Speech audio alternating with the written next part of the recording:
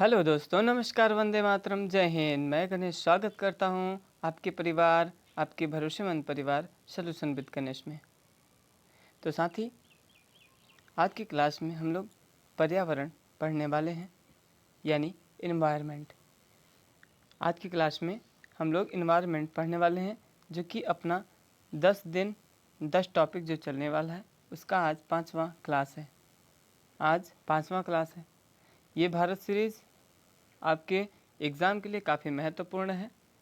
ठीक है साथी, और हर एक क्लास से आप समझ लीजिए कि 5 नंबर आपके पक्के होने वाले हैं। ठीक है, आपके 5 नंबर पक्के होने वाले हैं। तो दोस्तों, क्लास को हम लोग आगे बढ़ाते हैं और शुरुआत करते हैं पर्यावरण के बारे में। ठीक है, और जो भी जितने भी इम्पोर्टेंट फैक्ट हैं उसको हम लोग आज पढ़ेंगे, जो कि एग्ज़ाम के लिए काफ़ी इम्पोर्टेंट साबित होते हैं। ठीक है, तो सबसे पहले पर्यावरण में हम जानते हैं कि जैविक घटक क्या होता है। जैविक घटक यह सजीव होते हैं। उदाहरण के तौर पर वनस्पति, जीव जंतु या फिर अपघटक। वनस्पति, जीव जंतु या फिर अपघटक, यानी जो सजीव होते हैं उन्हीं को जैविक घटक कहा जाता है। अजैविक घटक क्या होता है? अजैविक घटक यह निर्जीव होते हैं। उदाहरण के तौर पर फॉर एग्जाम्पल वायु, जल, सूर्य तथा मृदा, यानी मिट्टी, धरती माता। ठीक है, तो उम्मीद है कि समझ में आ रहा होगा आपको। आगे चलते हैं, जानते हैं और कुछ हम लोग पर्यावरण के बारे में। इकोलॉजी, जो पर्यावरण में इकोलॉजी का नाम आप लोग शब्द सुने होंगे।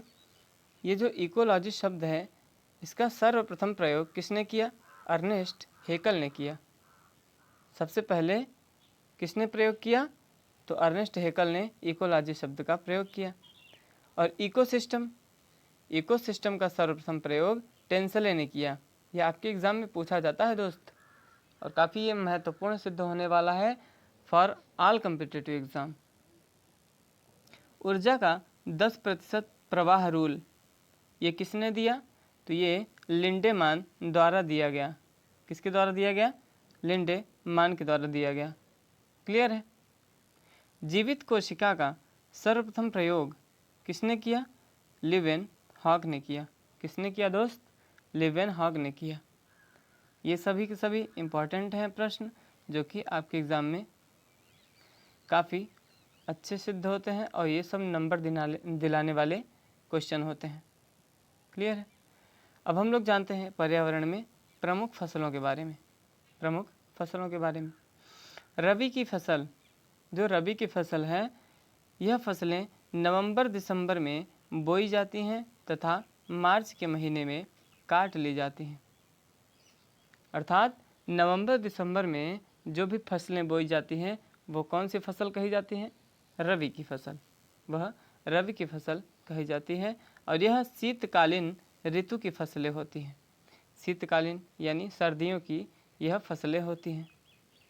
इम्पॉर्टेंट ट्रिक, इसको याद करने की एक ट्रिक भी है। नाई हूटर बजाते ही जोश में आलू लाया। नाई हूटर बजाते ही जोश में आलू लाया। ना से हो गया आपका चना, और ई से हो गया आपका राई, हु से हो गया गेहूँ, और टर से हो गया मटर। बजाते ही ये आपका जो है साइलेंट रहेगा। जो से हो गया जौ, और स से हो गया सरसों, और आलू से हो गया आलू। क्लियर है? ठीक है, बढ़ते हैं आगे। तो उम्मीद करता हूँ साथी ये चीज़ आपको समझ में आ गया है, और ये इतना आप याद रखिए ट्रिक, इतना तो आपको समझ में आएगा कि ये अगर याद रहेगा तो अभी आपको पूछता है कि रबी की फसलें कौन सी हैं, या फिर पूछ लेगा खरीफ की फसलें कौन सी हैं। अगर इनमें से कुछ दिखता है तो रबी की फसल हो जाता है, अगर नहीं होता है तो आगे हम बताते हैं। खरीफ की फसलें, यह फसलें जून जुलाई में बोई जाती हैं तथा अक्टूबर नवंबर में काट ली जाती हैं। इसकी बुआई कब होती है? तो जून जुलाई में इसकी बुआई होती है और कटाई अक्टूबर तथा नवंबर में हो जाती है। यह मानसूनी ऋतु की फसलें होती हैं। यह मानसूनी ऋतु की फसलें होती हैं। क्लियर है? बाजरा, चावल, ज्वार, मक्का, कपास तथा गन्ना ये सभी खरीफ फसलों की उदाहरण हैं। खरीफ फसलों की उदाहरण है कौन कौन सी? बाजरा, चावल, ज्वार, मक्का, कपास तथा गन्ना। जायद की फसलें, जायद की फसलों में बहुत विशेष नहीं आता। खरबूजा, तरबूज और सब्जी ये सब जितने भी आते हैं सभी के सभी जायद की फसलों में आते हैं। आपको याद रखना है रबी की फसलें एवं खरीफ की फसलें ये दोनों इम्पॉर्टेंट है और ये दोनों अगर याद हो जाते हैं तो आपको ये तो याद ही रहेगा जायद की फसल। ठीक है, बढ़ते हैं आगे। अब यहाँ पर पर्यावरण में जो प्रमुख क्रांतियाँ होती हैं, क्रांति मतलब ये नहीं कि जो लड़ाइयाँ हुई हैं ये सब नहीं, जो क्रांति है पर्यावरण में अपने इन्वायरमेंट में भी क्रांति है। ठीक है, तो इसको हम लोग पढ़ते हैं। गुलाबी क्रांति किससे संबंधित है? तो गुलाबी क्रांति आपका झींगा उत्पादन से संबंधित है। झींगा उत्पादन से संबंधित है। कौन सी क्रांति? गुलाबी क्रांति। ठीक है। पीली क्रांति, जो पीली क्रांति है ये आपका तिलहन से संबंधित है। तिलहन उत्पादन से संबंधित है। भूरी क्रांति, भूरी क्रांति एग्जाम में काफ़ी पूछा जाने वाला प्रश्न है, इसलिए आप इसको याद रखेंगे तो बेहतर रहेगा। ठीक है। भूरी क्रांति उर्वरक उत्पादन से संबंधित क्रांति है। ठीक है। और रेड क्रांति, जो लाल क्रांति है, ये टमाटर तथा मांस उत्पादन से संबंधित है।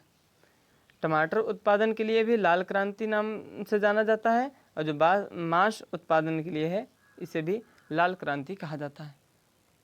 उम्मीद है आप लोगों को समझ में आ रहा होगा। साथी जो भी साथी अभी तक हमारे चैनल से नहीं जुड़े हैं वो सॉल्यूशन विद गणेश से तुरंत जा कर के जुड़ जाए। चैनल को सब्सक्राइब कर लें, बेल आइकन को प्रेस कर लें। और जो भी साथी अपनी कंपटीशन की तैयारी करना चाहते हैं वो हमारे साथ जुड़ेंगे। जीएस में उनकी एक अलग सी पकड़ हो जाएगी, उनको भी महसूस होगा कि हाँ अभी हमने कहीं से पढ़ना स्टार्ट किया है। ठीक है, तो साथी एक बार हमसे जुड़ के देखिए, जीएस में काफ़ी कवर कर लेंगे आप। नीली क्रांति, जो नीली क्रांति है ये मछली उत्पादन से संबंधित है। नीली क्रांति किससे संबंधित है? मछली उत्पादन से। गोल क्रांति, गोल क्रांति आपकी जो है आलू उत्पादन से संबंधित है। आलू क्या होते हैं? गोल गोल होते हैं, इसलिए इससे आप याद कर सकते हैं आलू उत्पादन गोल क्रांति। हरित क्रांति, जो हरित क्रांति है हरा हरा क्या होता है आपका? गेहूँ, तो हरित क्रांति गेहूँ उत्पादन से संबंधित है। ठीक है, जानते हैं अब आगे। हरा सोना, हरा सोना किसे कहा जाता है? तो हरा सोना आपका बांस को कहा जाता है। किसे कहा जाता है? बांस को हरा सोना के नाम से जाना जाता है। सुनहरी रेशा, सुनहरी रेशा किसे कहते हैं? तो जूट को सुनहरी रेशा के नाम से जाना जाता है। सफ़ेद सोना, सफ़ेद सोना जो है यह कपास को कहा जाता है और ये कपास जो है ये काफ़ी इम्पोर्टेंट है, आपके एग्ज़ाम में पूछा जाता है। सफ़ेद सोना के नाम से किसे जाना जाता है? और ऑप्शन में आपके दे देगा जूट, बांस, कोयला या फिर कपास, तो आप सही करके आ जाएंगे कपास को। क्लियर है। काला सोना के नाम से जाना जाता है। कौन? काला काला क्या होता है? कोयला होता है, तो काला सोना के नाम से इसे जानते हैं। ये बात आप याद रखेंगे। क्लियर है, आगे बढ़ते हैं। अब थोड़ा डीपली जाते हैं। जैव विविधता, बायोडाइवर्सिटी, जो जैव विविधता है इसके जनक कौन है? तो इसके जनक विल्सन को कहा जाता है। विल्सन को जैव विविधता के जनक माना जाता है। ठीक है। जैव विविधता नामक जो शब्द है इसका सर्वप्रथम प्रयोग किसने किया? तो इसका सबसे पहले प्रयोग करने वाले हैं ग्राहम रोजन। ग्राहम रोजन जैव विविधता नामक शब्द का सर्वप्रथम प्रयोग किया। आनुवंशिकता का नियम किसने दिया? तो मेंडल ने दिया। इनका पूरा नाम जे मेंडल। ठीक है, जे मेंडल ने यह नियम दिया। कौन सा? आनुवंशिकता का नियम। पक्षी वैज्ञानिक किसे कहा जाता है? तो पक्षी वैज्ञानिक जो हैं सलीम को कहा जाता है, पक्षी वैज्ञानिक सलीम को कहा जाता है। तो उम्मीद करता हूँ साथी क्लास अच्छी लग रही होगी। अगर अच्छी लग रही हो तो आप लाइक के माध्यम से हमें बता सकते हैं कि क्लास अच्छी लग रही है। तो आज की क्लास में बस इतना ही। मिलते हैं कल शाम 7 बजे। ठीक है साथी। तो उम्मीद करता हूँ कि आप लोग अपनी तैयारी यूं ही बरकरार रखेंगे और तैयारी ज़बरदस्त रूप से करेंगे और हमारे साथ जुड़ करके आप जीएस में एक अच्छी मजबूती बना लेंगे। ठीक है साथी। तो आज के लिए बस इतना ही। मिलते हैं कल शाम 7 बजे। जय हिंद, वंदे मातरम, नमस्कार।